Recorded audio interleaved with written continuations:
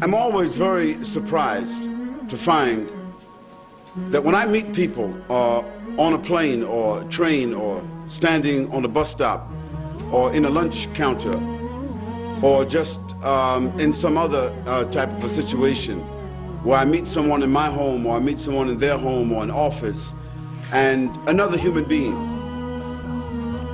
and we're talking about different things, in some way I navigate myself to ask that person the question, what do you think about life? And the person says, well, what do you mean by that? I said, life. Well, what do you think about it? What do you think the meaning is? What do you think the purpose is? And you'll be surprised that intellectual people, educated people, religious people, opinionated people, arrogant people, rich people, white people, black people, Americans, British, Australians, Spanish, Germans, French, heads of state, diplomats, athletes, celebrities, people whom you would think should have some kind of grip or have come to some kind of determination about this very simple question.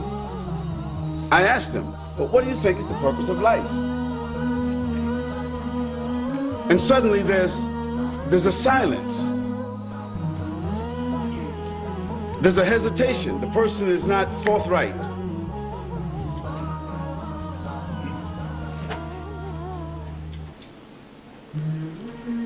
And I always remind myself, and I always remind the person that this is not a religious question. It's not a philosophical question. It's not a dialectical question. It's not a tricky question. It's a very simple, straightforward question.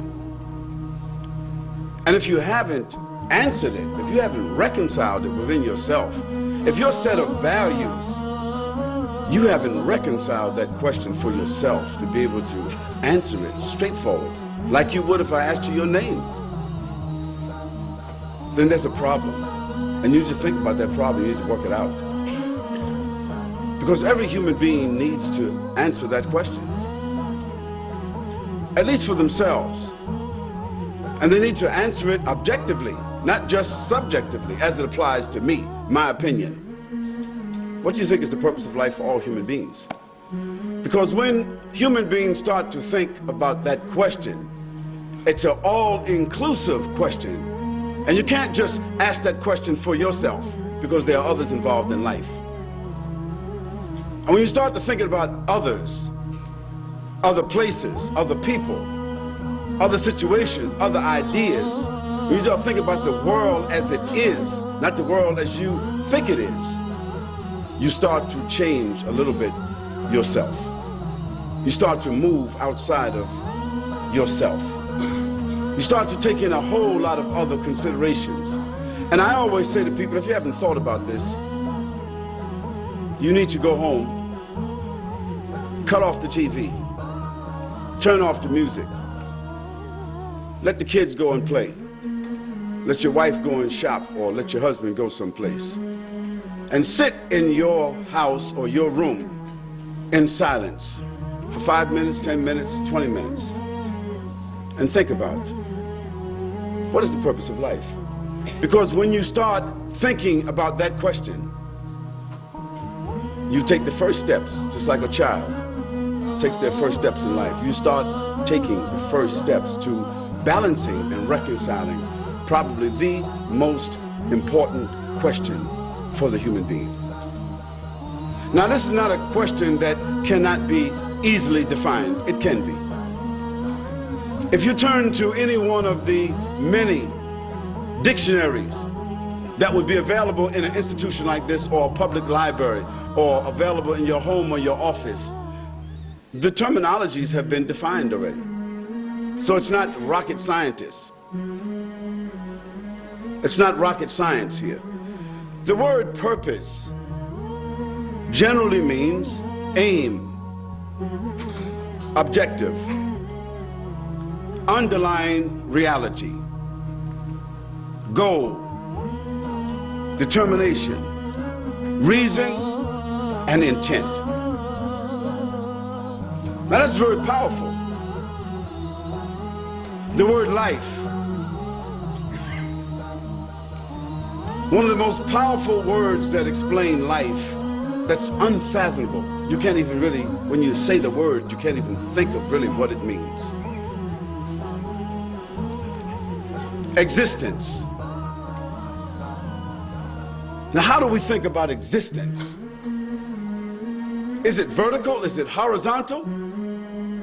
What's the depth to it? What's the diversity of it? How far is it? How many kinds of creatures does it involve? What kind of substances? Where? How? When? Who's behind it? How did it come about? Such a profound word, existence. The phenomena of the world, the term of a human being's existence before what we call death. Death. A word that none of us like to say unless it applies to someone or something else. We can manage to say someone has died. But we don't like to think, even for a moment, about someone saying that about us. Because that inevitable event, death, that is what you and I are on a downhill incline facing every single day. And babies die. Young people die. Old people die. Pretty women die. Handsome men. Rich people. Everyone faces death and will die. No matter what your philosophy is, what your preoccupation is, what your orientation is, who you think you are, where you think you're headed, what's your background, what's your family, what's your class, title, and structure, it doesn't matter. We're all headed towards death. And life is a gift that's been given to you and me, and we have to work out the variables between here and there. So when we speak about the purpose of life, for individuals, it's really a simple issue, but we need to take a look at it. Now, for individuals and for governments, the purpose of life is a little bit different. It takes upon a different set of dynamics. And I want to discuss with you from a social-political point of view, because my background is sociology. And so it means I study behavior. I study the behavior of governments, civilizations, societies. I study the behavior of individuals. That study of behavior helps me to understand when something is here and you study the evolution of it, where it has come from, you get an understanding of where it is headed. And you start to see things to be almost the same. And when we talk about life, the life of a person, whether their life expectancy, of their life anticipation, their life involvement, for all human beings, it's basically the same. Now, you might eat a little more fancy food than somebody that's living in Rwanda. You may live in a little more fancy house than someone that's living in Somalia or Afghanistan. You may have a little bit more choice of clothing when you open up your closet than someone that might be living in the Amazon.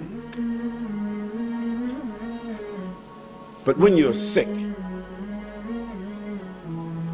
sickness is the same, and your response to sickness is the same as those people that we just talked about. And when you have trauma in your life, tragedy in your life, you respond to it the same as those people. As a matter of fact, when people have been undergoing trauma on a daily basis, they deal with it better than what you and I will deal with it when it comes to us.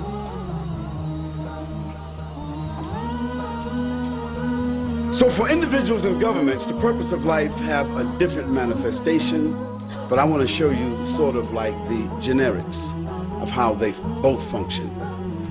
But one of our philosophers, historians, that some of you may have heard his name is Ibn Khaldun. He's called the father of history. He's the first one that interpreted history according to human behavior.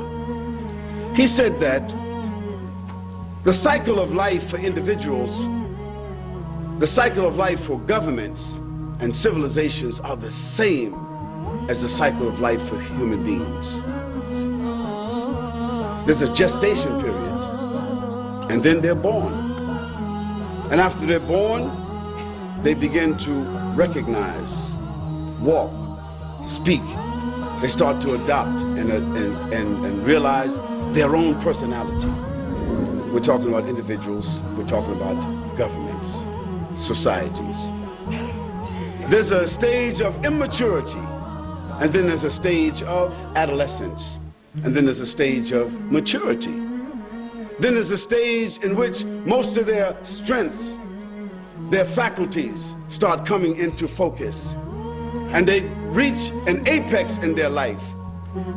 According to most philosophers, sociologists, psychologists, they say that this age is around 40, 45.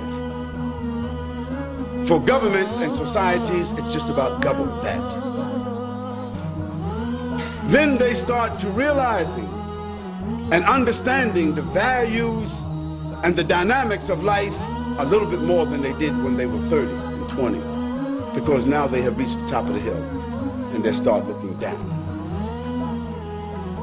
And as they start to decline into 50s and 60s, life starts to become more precious to them.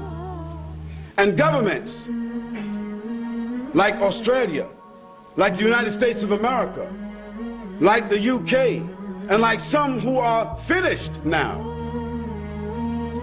they start to realize also that they are not as powerful as they claim to have been. They start to see that they are unable to hold on to everything that they have taken.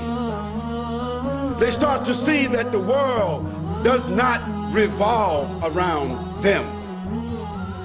They start to realize that they cannot exist without the collaboration and the cooperation of other individuals, of other governments, of other people.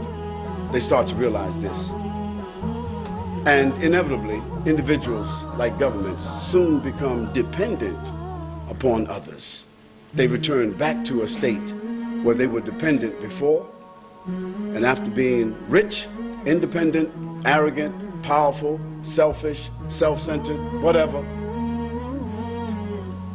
they start to becoming wise, giving, benevolent, understanding, compromising, mature, and looking at the anticipation of the inevitable, which is sickness and death. And one day, some of us in this room will remember that this has been said, that a great country like Australia, great country like America, where I'm from, great country like Great Britain, France, Germany, all these great countries, there's going to be a time, maybe not in our lifetime, when someone will speak about them with a historical, rhetorical mention, because they'll be over. And there'll be some other names here, like there are some other names here now. And we speak about others who were here, who thought they were powerful and would be here forever, rhetorical and historical.